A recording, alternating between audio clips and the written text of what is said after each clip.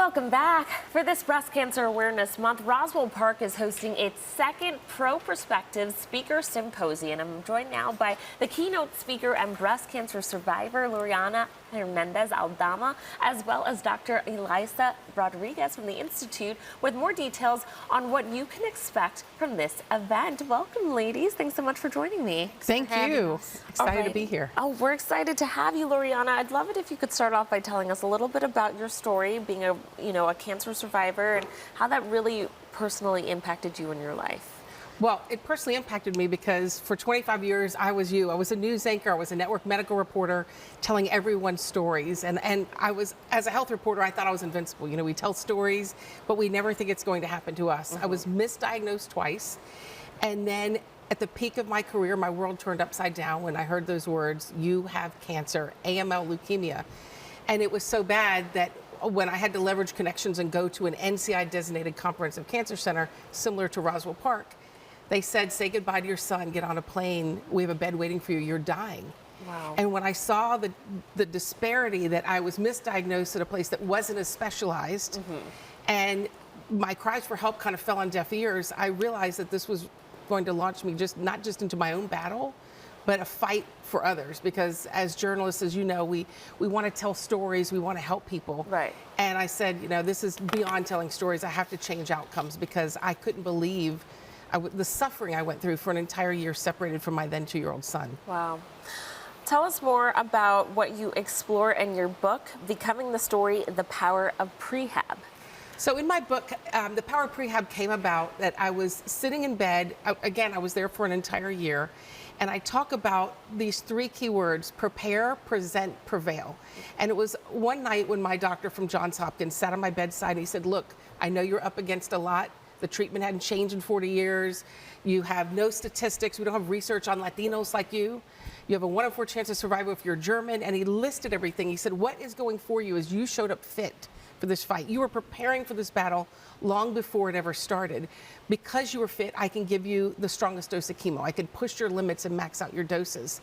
It's not going to be easy, but that's going for you." So that became my whole message to share from my bedside. I reported every week, and I told people, you have to prepare yourself for illness. So you present well to these doctors and you're better positioned to prevail. And especially in communities of color, we have so many comorbidities, we don't show up prepared. And he said, look, he would do this, "My hands are tied. I can't give them what I have because I can't kill them trying to save them."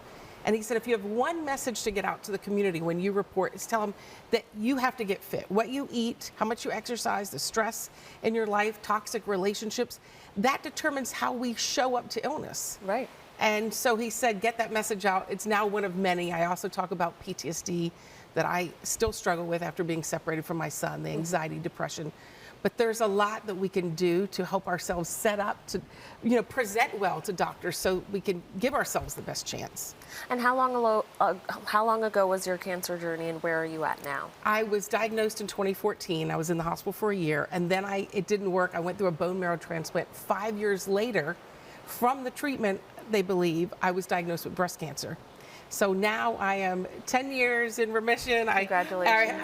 My birthday is coming up for my transplant, October 29th. Wow. And I just said, if I live, I will serve. And being a keynote speaker and going to places like Roswell Park and speaking really all around the world has been my way, my purpose, because we have to get people prepared.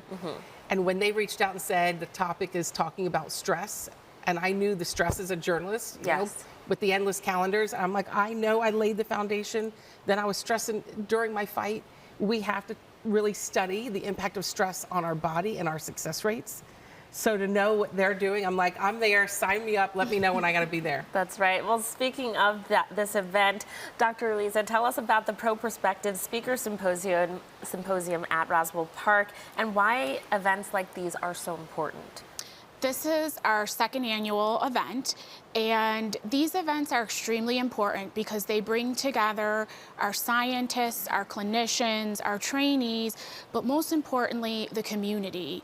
This is open to all in the community, and our focus is to bring experts from all over, whether it's a patient, it's a caregiver, it's a clinician from another type of specialty, to provide perspective to what we are doing, our work at Roswell. Roswell Park, to bring a different voice, to lend to that, to show the importance of patient-centered care and the importance of community.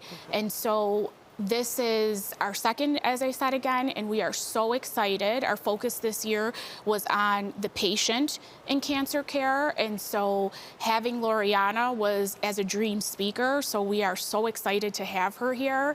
And it's just gonna be a wonderful evening, and we really cannot wait to hear her. When and where is this happening? So this is happening tomorrow, Wednesday, October 8th. It starts at 6 p.m. and it is until 7:30 in the Hone Auditorium at Roswell Park. It's in our Research Studies Center. And if you would like to attend, we still have space.